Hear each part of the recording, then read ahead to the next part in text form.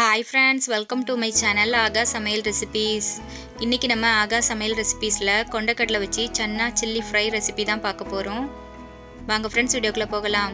1 cup கொண்டக்கடலையை over night ஊற வச்சு எடுத்து வச்சிருக்கேன். இப்போ இது ஒரு குக்கர்ல மாத்திட்டு இது கூடவே 2 கப் தண்ணி, கொஞ்சமா உப்பு சேர்த்துக்கோங்க. இப்போ குக்கரை மூடி போட்டு 2 விசில் வேக விட்டு எடுத்துக்கோங்க. இது வெந்ததுக்கு அப்புறமா இத ஒரு பாத்திரத்துல மாத்திட்டு இது கூடவே 1 டீஸ்பூன் மிளகாய் தூள்,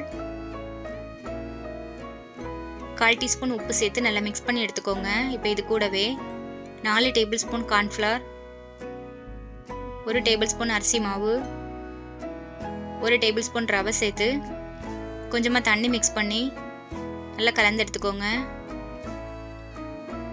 இந்த மாதிரி மிக்ஸ் பண்ணி எடுத்துட்டு இப்போ சூடாக இருக்கிற ஆயிலில் இதை சேர்த்துக்கலாம்.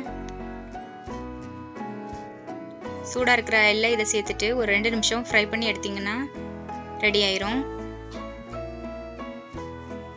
இப்போ இதை ஒரு பாத்திரத்தில் மாற்றிக்கலாம்.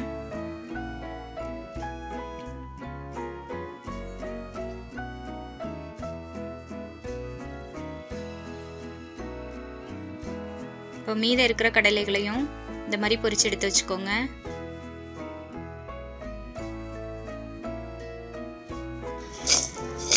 இப்போ ஒரு பாத்திரத்தில் எண்ணெய் சேர்த்துட்டு கூடவே 1 டீஸ்பூன் கடுகு, ஒரு சின்ன பீஸ் இஞ்சி கட் பண்ணி சேர்த்துட்டு கூடவே 10 பல் பூண்டே கட் பண்ணி சேர்த்துட்டு ஒரு பச்சை மிளகாய் கட் பண்ணி சேர்த்துக்கோங்க. ஒரு காஞ்ச வத்தல், ஒரு கொத்து கருவேப்பிலை சேர்த்து வதக்கிக்கோங்க.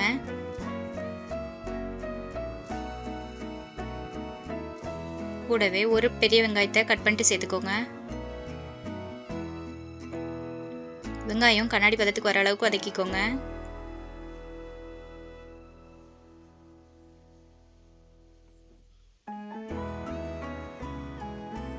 இப்போ இது கூட மசாலா பொருட்கள் சேர்த்துக்கலாம்.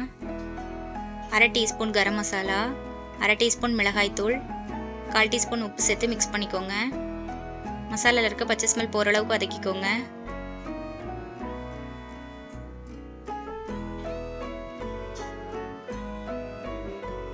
இப்போ இதில் நம்ம பொரிச்சு வச்சிருக்க கடலையை சேர்த்துக்கலாம். கூடவே கொஞ்சமாக கட் பண்ண கொத்தமல்லி தழை சேர்த்து இதை நல்லா மிக்ஸ் பண்ணிக்கோங்க.